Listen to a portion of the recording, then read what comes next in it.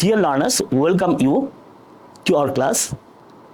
আজকে আমরা ইংরেজি গ্রামারের যে জায়গাটায় সবচেয়ে কনফিউজড হই আমরা সবাই, একেবারে এলিমেন্টারি লেভেল থেকে, যে যারা এই ল্যাঙ্গুয়েজ নিয়ে হায়ার স্টাডিজে ব্যস্ত থাকি তারা পর্যন্ত আমরা এখানে কনফিউজড হই প্রিপোজিশন নিয়ে। প্রিপোজিশন এমন একটা পার্টস অফ স্পিচ যেটা ইংলিশ গ্রামারে খুব কনফিউজিং।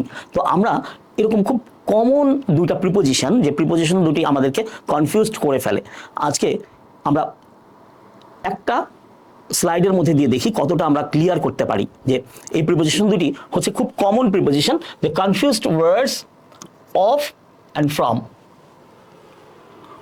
অফ মানি হচ্ছে রেফার টু সাম পজেশন, কারো অধিকারে থাকা, কারো অধিকারে থাকা।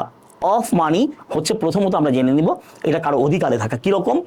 Sachchu is a good friend of mine. আমার সাচ্চু আমার ভালো বন্ধু, a good friend of mine.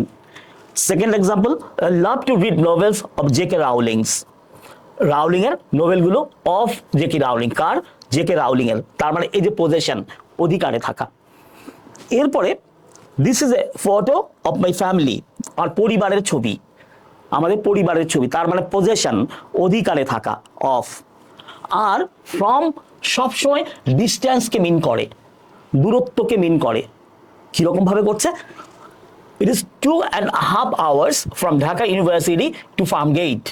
Farmgate থেকে ঢাকা ইউনিভার্সিটি থেকে ফার্মগেট কতক্ষণ লাগে? যে হাফ আওয়ার্স, 2.5 hours। এখানে আমরা বলছি যে 2.5 ঘন্টা সময় লাগে।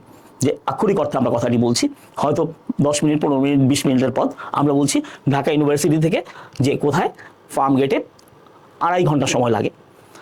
Tea will be served from 1 to 3। কখন থেকে কখন? 1টা থেকে 3টা। ডিস্টেন্স এখানে যে সময়ের দূরত্ব বোঝাচ্ছি। The house is 10 minutes away from the beach. বীচটি থেকে বাড়িটি কত?